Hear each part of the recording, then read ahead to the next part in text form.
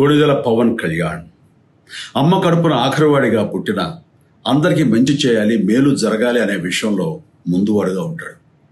తన గురించి కంటే జనం గురించి ఎక్కువగా ఆలోచించే మనస్తత్వం నా తమ్ముడు కళ్యాణ్ బాబుది.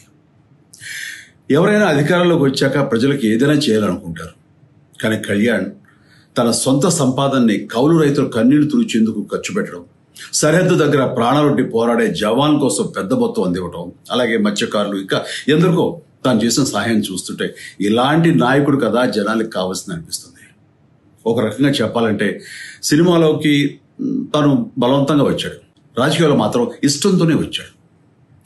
ఏ తల్లికైనా తన కొడుకు కష్టపడుతుంటే గుండె తరుక్కుపోతుంది. అలాగే ఏ అన్నకైనా తన తమ్ముడు అనవసరంగా మాటలు పడుతుంటే బాధ వేస్తుంది.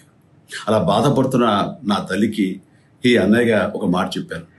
నీ కొడుకు ఎంతో మంది తల్లుల కోసం, వాళ్ళ బిడ్డల భవిష్యత్తు కోసం చేసే యుద్ధం అమ్మా ఇది. మన బాధ కంటే అది ఎంతో గొప్పది అన్నాను. అన్యాయాన్ని ఎదిరించకుండా మౌనంగా ఉండే మంచివాళ్ల వల్లనే ప్రజాస్వామ్యం మరింత నష్టం అని నమ్మి జనం కోసం జన సైనికుడయ్యాడు. తాను బలంగా నమ్మిన సిద్ధాంతం కోసం తన జీవితం రాజకీయాల్లోకి అంకితం చేసిన శక్తిశాలి పవన్ కళ్యాణ్. ప్రజల కోసం, రాష్ట్ర భవిష్యత్తు కోసం ఆ శక్తిని వినియోగించాలి అంటే చట్టసభలో అతని గొంతు మనం వినాలి.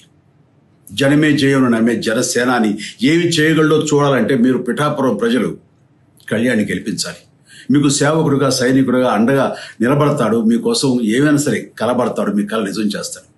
పిఠాపురం వాస్తవ్యులకు మీ చిరంజీవి విన్నపం, గాజు గ్లాసు గుర్తుకి మీ ఓటు వేసి పవన్ కళ్యాణ్ని గెలిపించండి. జై హింద్.